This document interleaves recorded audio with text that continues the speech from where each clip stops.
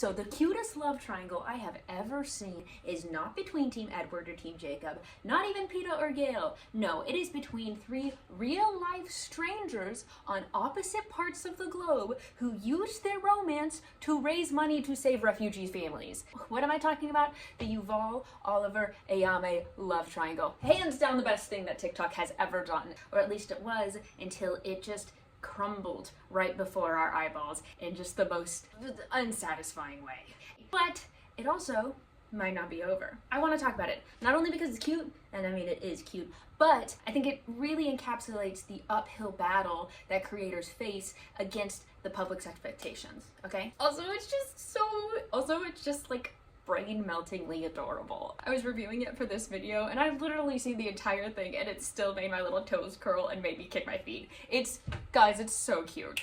Let's get into it. So who are these people and why are they famous? Ayame, you might know from her satisfying ASMR reactions. She also now has a podcast called In Ayame We Trust. Oliver blew up for singing along to songs in his car and looking like Harry Styles. And finally, Yuval is gotten traction actually for a lot of different things. He has this reputation for being this intellectual, clever creator that doesn't necessarily fit the mold of virality, but who has a very strong sense of justice. Yeah, overall, Yuval sort of has this reputation that he could be a supervillain, and we're very lucky that he's not. And slightly before this saga, he had a series where he would refute people's claims online. And that series was what he was in the middle of when Ayame posted a video from a hotel that started off, "Guess where I am?" I am. Shut up. I'm in a hotel. That's not nearly specific enough. He then proceeds to determine not only which hotel she's in, but which room she is in. And it is such a fun watch. People start comparing him to Joe from You. This keeps on going. I'm in a hotel. I told you that wasn't specific enough. The deluxe terrace room. Each time she's giving him less and less information. Where am I? All you'll need is this, no? See you soon. At that point, they start having this sort of cat and mouse back and forth, where Ayame would bait him with a sort of answerable question, and then Yuval would respond and absolutely smash it. If Ayame served the ball, he would spike it through the center of the earth. I was able to figure out the time that video was recorded by taking a look at this video that you posted earlier of you driving to that location, in which the sun behind you had a solar azimuth of approximately 280 degrees. And the crowd is eating it up. So Ayame starts running with the gag. And it's a little bit flirtier this time. She posts things like, "Waiting for Yuval to find me," or "Go on if you're bad." So again, we have initiation from Ayame. Hi, darling. And this response from Yuval. I'll see you soon. That's the back and forth that we have for a while until it stops for a second. And we're waiting for Yuval to come back with something even stronger and even more crazy this time. But it takes a second. And because of that, Ayame starts posting with a completely new character. Enter Oliver. Now we have another character in this love triangle. Delicious. So then, a week later, Oliver goes and posts the most delicious speech declaring his love for Ayame. The people are wanting me to respond to Yuval, but I don't see a point in that because there's no competition here. I have something Yuval does not have. I have time spent with Ayame. I know what it's like to look that woman in the eyes. To be completely leveled by a glance I fear you would not survive. And Ayame, I miss you. Oh no, what is a girl to do? So, at this point, we are in full swing. There's almost always a new update that's coming. Because again, it's across 3 different time zones. We've got Yuval in New York, we've got Ayame in London, and now we've got Oliver in New Zealand. And there's a couple of cultural things happening at the same time that I feel like really lend to this being as popular as it is. Between the popularity of the most recent season of Bridgerton, Challengers, and the beef between Kendrick and Drake, this cultural climate is very set for this story to pop off. Between Drake and Kendrick, we are checking in daily to see updates for the latest internet drama. With Bridgerton, we're looking for dramatic and verbose declarations of love. And then, not for nothing, with Challengers, people are saying, "Why choose?" Another thing that is happening at this time is the genocide in Palestine. And separately, Ayame, Oliver, and Yuval each post videos to help specific families or causes when it comes to Gaza. Yuval takes it to the next step, though. It seems like a lot of people want me to fly to the UK for some reason. I will buy a plane ticket to the United Kingdom if and only if you help me raise enough money for my friend Ahmed to get his family out of Gaza. If we raise $200,000 for this family that I've adopted, they raised $200,000 in less than 24 hours. People want this to happen. It looks like I'm going to London. It's the power of love. now we know Yuval has plans to meet with Ayame. At this point, we are in full swing. Not only is this such a fun narrative to follow, it's also doing actual tangible good in the world. Also, this got picked up by Book Talk because I think that Oliver and Yuval both have that written by a woman, sort of a characteristic about them. Oh my god, I forgot about the Audible thing. Oh, okay. So, then what happens? The Audible promos. These are the prequel that we didn't know existed. She's gorgeous. Of course I had to go and do that. So sorry. We didn't know it at the time, but when Ayame was originally posting with Oliver, they were filming these promos. I'm Ayamé P. And I'm Oliver Mills. We're gonna get to know each other even though we're already in love. And what would be my perfect meet cute? Maybe an Audible shoot. Maybe filming something on an Audible set. Maybe something today. Right? Yuval obviously sees this, but again, his entire game is stepping it up a notch, alright? He ends up finding the cafe where these promos were shot, calling them up, getting them to agree to have a custom drink made called the Yuvame, and putting up signs that specifically ban Oliver from entering. Delicious! It's so fun! And this is such a fun, successful formula for this situation. Ayame sets the bar, Yuval completely powers through it, and then Oliver reacts. It's so fun to watch. I've got an analogy for this, and just hear me out, it does connect. So, when I taught improv, there was pretty much 3 different camps of performer that you could be when you were in a scene. You were either an actor, a director, or a writer. So you have the writers who are saying, what is it that we are doing? You have the directors who are pulling the strings and saying, how do we get there? And then you have the actors who are reacting to it and humanizing it. And people can be combinations of this. That's just sort of my approach to narrative. So in this setup, Yuval is definitely a director slash writer. He is the one whose ideas are best when they are pulling the strings and sort of moving the engine of the locomotive forward. Ayame is at the front of the train, pointing it in which direction it needs to go. But she's doing that in reaction to what Yuval is doing. All right, so she's sort of an actor with a writer's sort of mindset. Versus Oliver is pure actor. He is only reacting. He's not making any moves necessarily forward in this plot. We're just watching him and just delighting in the ways that these things make him feel. To think about it another way, picture Ayame at the helm of the ship, Yuval as the wind in the sails, and Oliver as the rudder. Just if this were an improv scene narrative, which it kind of is. You're crafting a story in real time based off of what is going on, okay? Back to the story. After Oliver's Bridgerton speech, they were saying there's no way that Yuval can top that, and he absolutely does. A few days later, Yuval sends Oliver a package in the mail. Yuval found me. This just got delivered to my house. Oliver has never posted his address.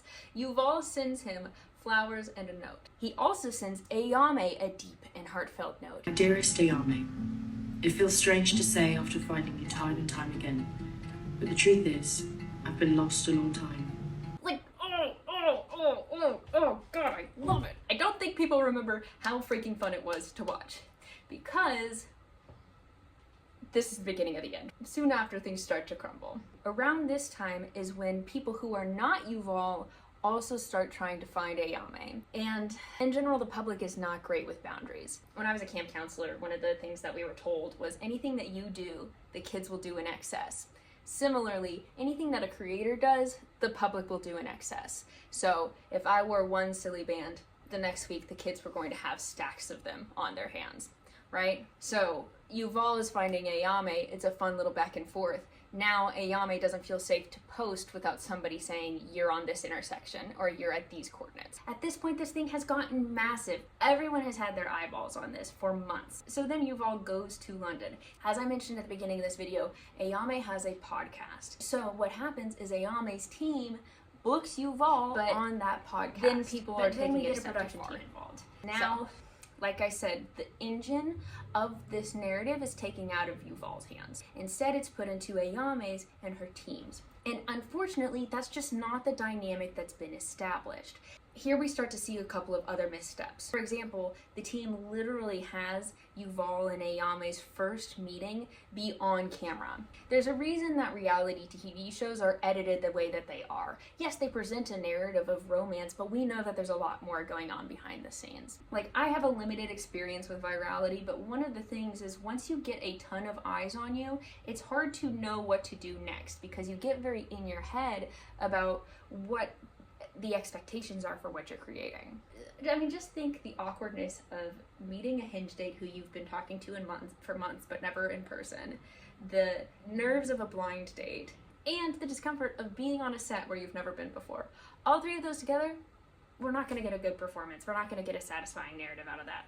Sorry. You know how when you buy a pet goldfish, you're supposed to put the bag of the fish into the tank of the water for a little while before you let it free? It feels like In Ayame We Trust was the equivalent of taking that goldfish and just dunking it into the ocean. Just no room for Yuval to acclimate to the environment, and so it made for a little bit of a stiff interaction. So people kind of start to sense this. It's what I would call like a reasonable discomfort for the situation, and they start sort of psychoanalyzing them in a less fun way than we have been up to this point. Like saying that like Ayame is making Yuval uncomfortable and that he was nervous. And as a caveat, I don't intend for my commentary to come off as the same sort of armchair diagnosis-y as the comments were. I more would like to offer my observations as a creator and as someone who is in this sort of a creative space. So even though it has been the thing that we have been waiting for months, people watch it and they're put off by it, and this leads people to speculate that there was tension or drama or discomfort there that probably wasn't. There are a lot of really cute moments, but it doesn't really satisfy the narrative. So Ayame posted the podcast and people are weird about it. There's a negative reaction that sort of starts to snowball. And because of this, they don't promo the behind the scenes that they also shot, which I think gives a little bit more of a favorable impression of what actually went on that day when they met. But it also is a bit of a trek to get through. The first half is just such jarring tonal shifts that it's not the fun watch that we've been waiting on. We are bringing Yuval to London. Hold on, man. Wait, what? Wait, what? So between that not being super watched and the negative feedback on the podcast episode, there's another bit that is released that is received very poorly. This is this fun, gimmicky setup at a bar. During this, there is a bit where Ayame is flirting with the bartender, sort of hearkening back to the love triangle we have established.